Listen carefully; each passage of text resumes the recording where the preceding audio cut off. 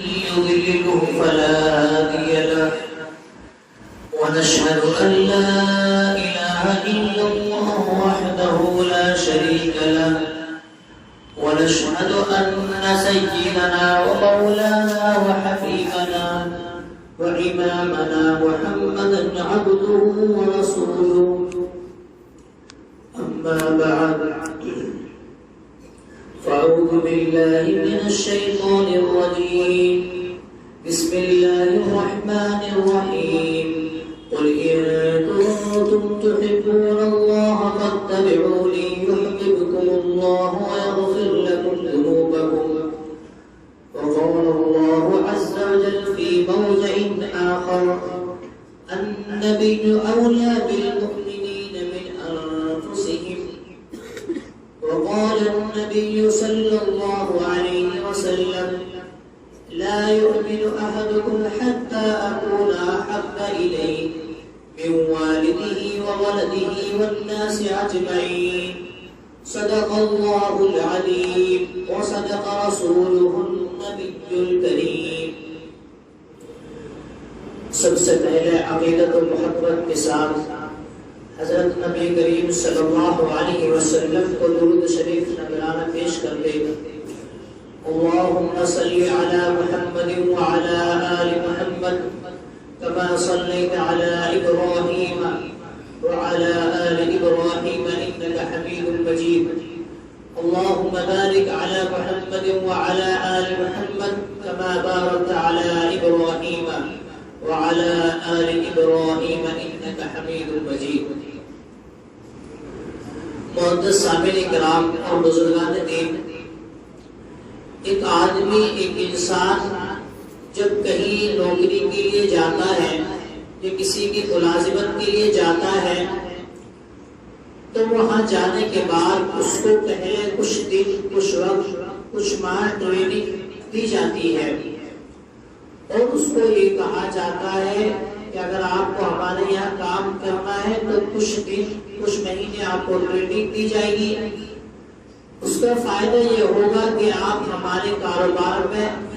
نفع بخشیں گے اور ہمارے کاروبار میں ترقی کر پائیں گے. جتنی زیادہ آپ ٹریننگ پر محنت کریں گے اتنا ہی زیادہ آپ کو بعد میں نفع ہوگا اور ہمارا بھی اس سے فائدہ ہو جائے گا. اسی طرح اللہ تبارک و تعالی نے تمام مسلمانوں کو بلکہ پوری دنیا کے انسانوں کو 12 مہینے عطا کیے. خصوصاً مسلمانوں کے لیے اللہ تبارک و تعالی نے 1 مہینہ ایسا رکھا ٹریننگ کا اور اس میں اللہ تبارک و تعالی نے مسلمانوں کو نیک اعمال کے لیے ٹریننگ دی کہ آپ اس مہینے میں اللہ کی رضا کے لیے روزے رکھیں گے، عبادتیں کریں گے، دن میں بھی بھوکے پیاسے اللہ کی رضا کے لیے رہیں گے اور راتوں میں بھی اللہ کے لیے قیام کریں گے اور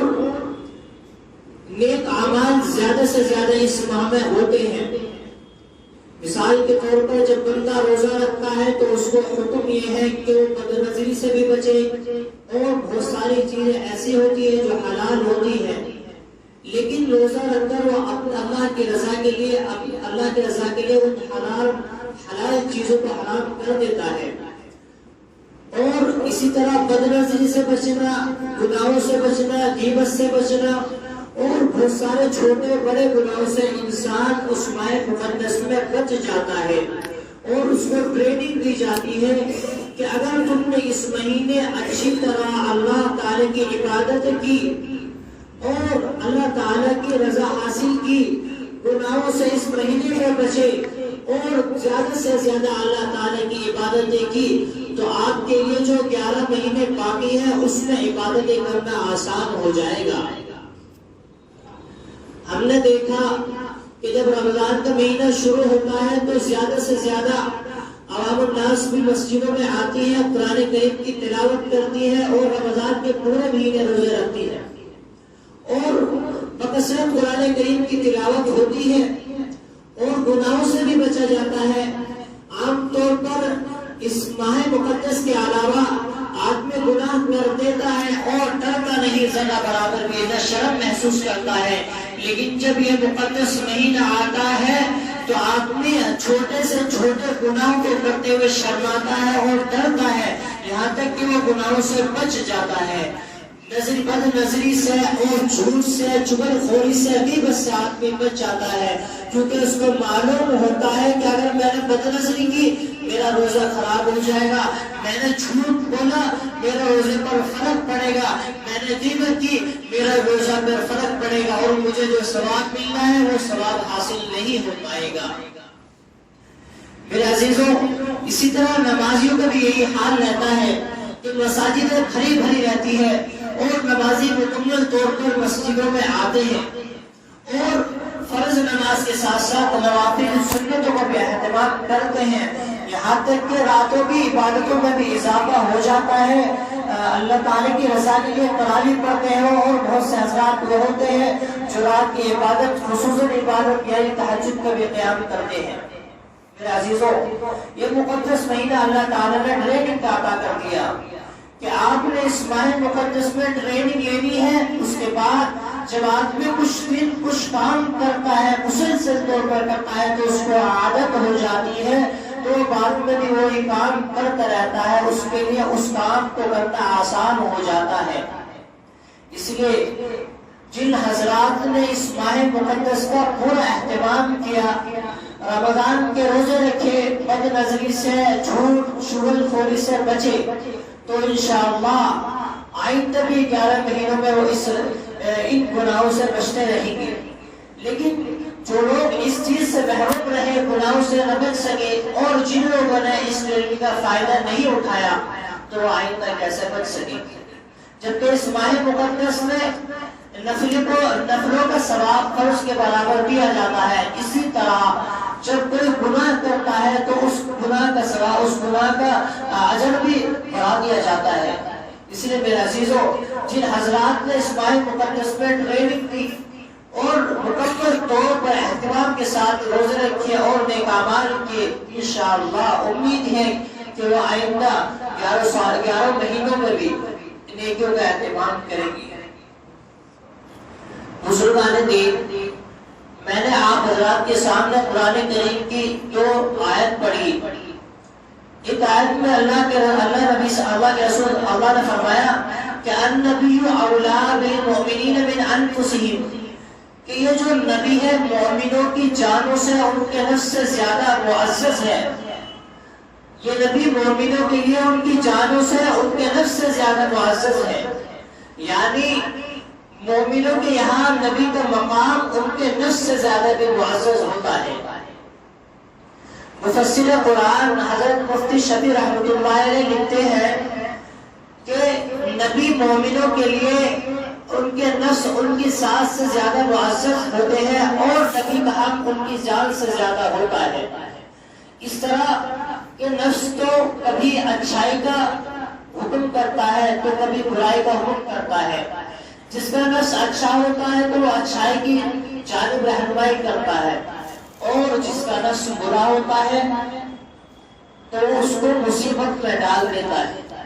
لیکن اللہ کے نبی صلی اللہ علیہ وسلم اور آپ کی تعلیمات جو ہے وہ خیر کی جانب ہی رہنمائی کرتی ہے، اور بھلائی کے کام کی جانب رہنمائی کرتی ہے، اور نفع ہی نفع حاصل ہوتا ہے۔ اس لیے حضرت مفتی صاحب لکھتے ہیں کہ انسان کا جو نفس فائدہ پہنچاتا ہے، اس کا نفع بھی اللہ کے رسول صلی اللہ علیہ وسلم کی تعلیم سے زیادہ نہیں ہو سکتا، کیونکہ جو انسان کا نفس ہوتا ہے اس میں یہ مغالطہ ہو سکتا ہے، خیر و شر میں کہ خیر کا کام ہے یہ نہیں، لیکن رسول اللہ صلی اللہ علیہ وسلم کی تعلیم میں کوئی مغالطہ نہیں ہو سکتا، کیونکہ آپ کی ذات اور آپ کی تعلیم تو یہی ہے کہ انسان بھلائی کے ہی کام کرتا رہے اور شر سے، گناہوں سے بچتا رہے۔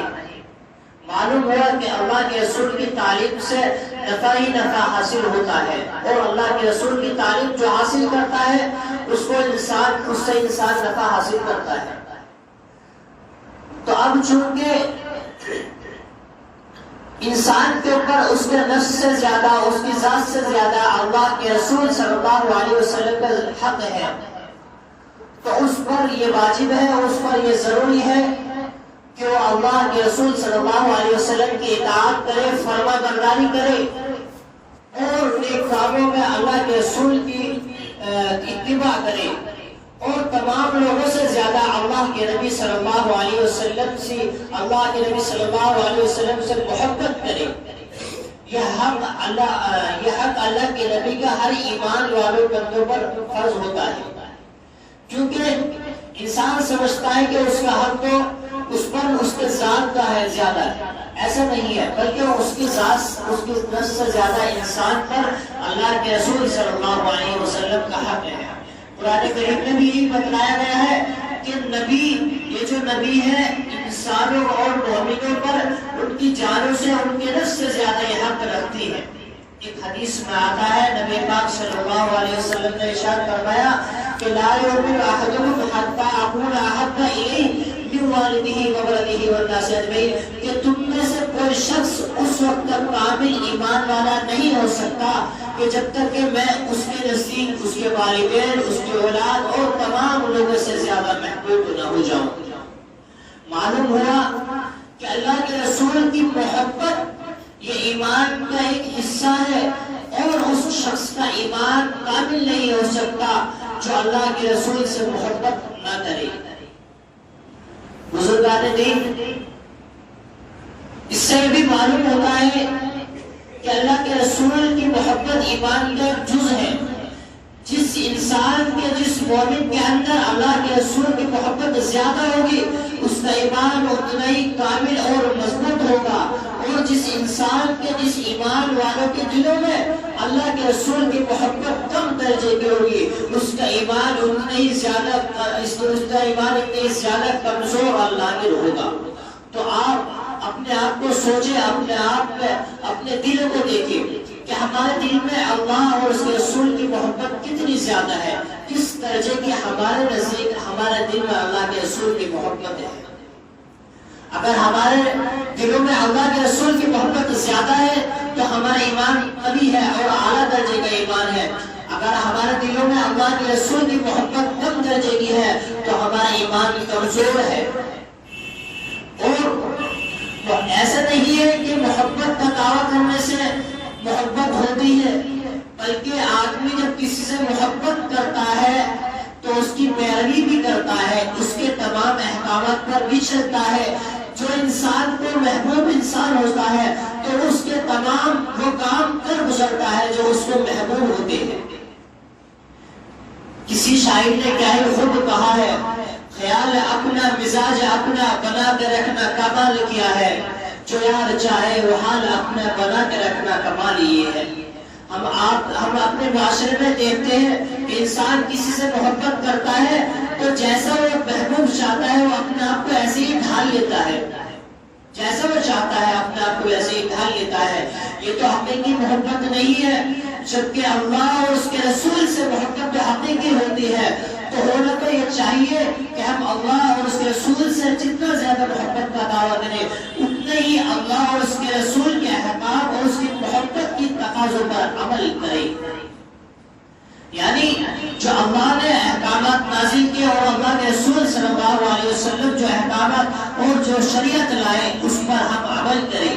آپ کی سنت کی پیروی کریں، چھوٹی سے چھوٹی سنت کو ہم اپنائیں اور نبی کریم صلی اللہ علیہ وسلم کے طریقے پر ہم چلیں، تب تو ہمارا ایمان کامل ہوگا اور ہمارا ایمان مضبوط ہوگا اور ہمارے دلوں میں اللہ کے رسول کی محبت بڑھے گی، اور ہم اس لائق ہوں گے کہ ہم یہ دعویٰ کر سکیں کہ ہم اللہ کے رسول سے محبت کرتے ہیں۔ اگر ہم صرف یہی دعویٰ کرتے رہے کہ ہم اللہ کے رسول سے محبت کرتے ہیں اور ہم نے اللہ کے رسول کی سیرت کو نہیں اپنایا اور اللہ کے رسول کی سنت کو نہیں اپنایا اور آپ کے طریقوں پر ہم نہیں چلے تو ہم اللہ کے رسول سے محبت کے سچے دعویدار نہیں ہو سکتے۔ اور ایک حدیث میں آتا ہے، حضرت انس بن مالک رضی اللہ تعالیٰ عنہ فرماتے ہیں، نبی پاک صلی اللہ علیہ وسلم نے ارشاد فرمایا کہ جس شخص کو تین باتیں حاصل ہو جائے اور جس شخص کے اندر یہ تین باتیں ہو تو ایمان کی حلاوت، لذت اور چاشنی محسوس کرے گا۔ پہلی بات یہ ہے کہ اس کے نزدیک اللہ اور اس کے رسول تمام لوگوں سے زیادہ محبوب ہو، یعنی وہ تمام چیزوں سے زیادہ اللہ اور اس کے رسول سے محبت کرتا ہو۔ دوسری بات یہ ہے کہ وہ بندہ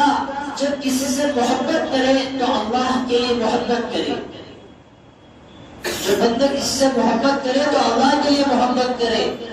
اور تیسری بات یہ ہے کہ وہ کفر میں لوٹنے کو اتنا ہی ناپسند کرے جتنا کہ وہ آگ میں ڈالے جانے کو ناپسند کرتا ہے۔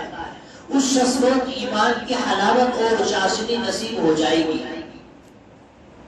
اور جس شخص کے اندر یہ تینوں علامتیں نہیں ہیں، اللہ کے رسول کی محبت اس کے دل میں نہیں ہے،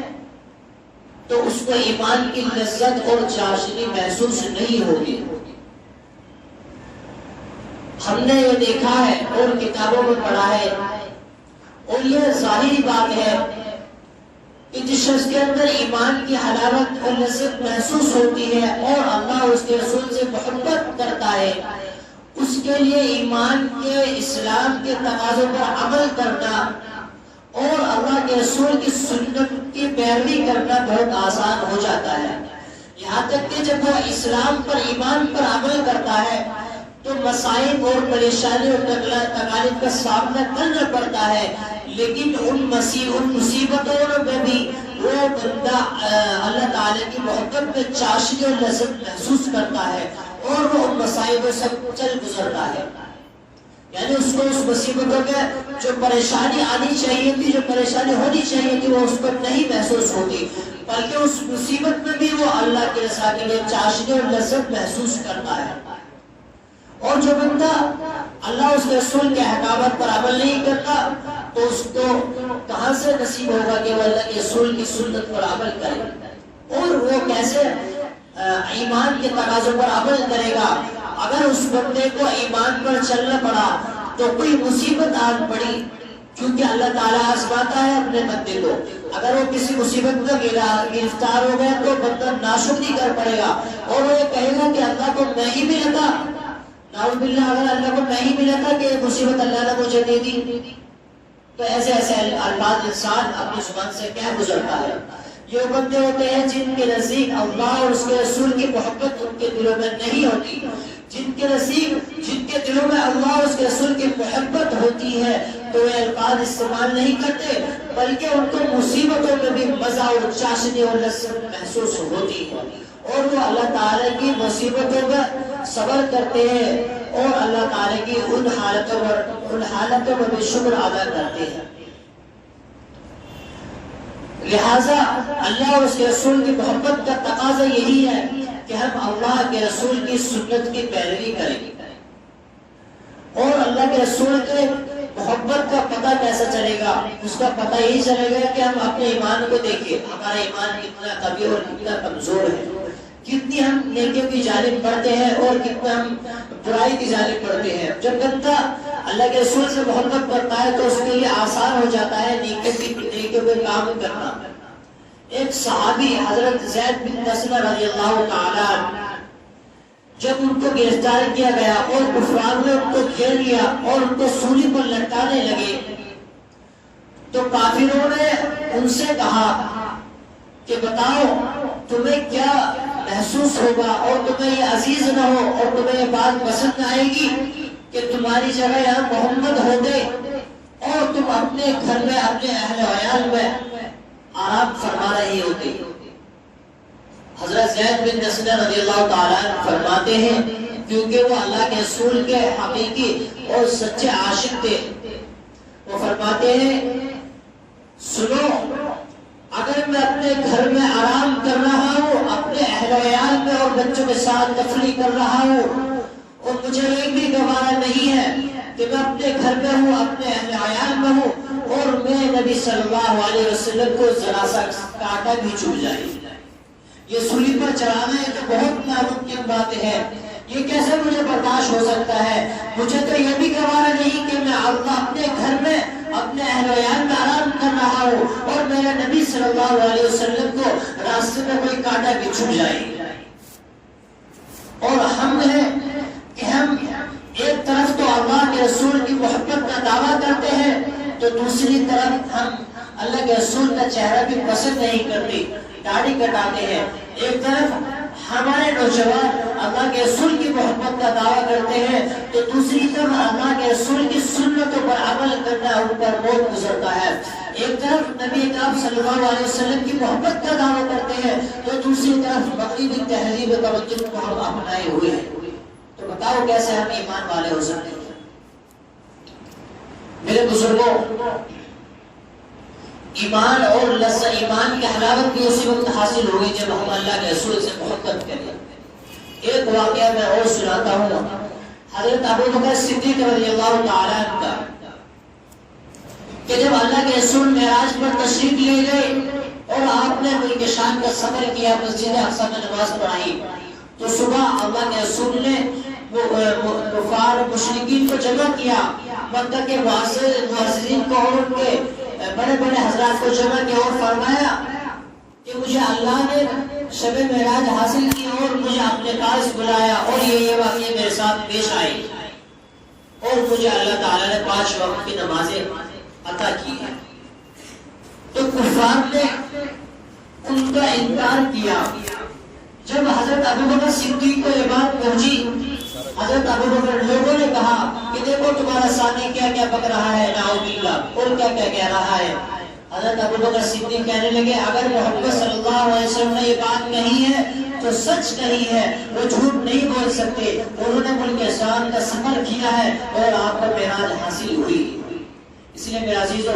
اللہ اور اس کے رسول سے زیادہ محبت کرے, انشاءاللہ ہمارا ایمان کبھی اور مضبوط ہوگا. دعا کریں کہ اللہ تبارک و تعالی ہم سب کو اپنی بارگاہ میں قبول فرمائے اور نیک کام کے لیے قبول کرے. وآخر دعوانا الحمدللہ.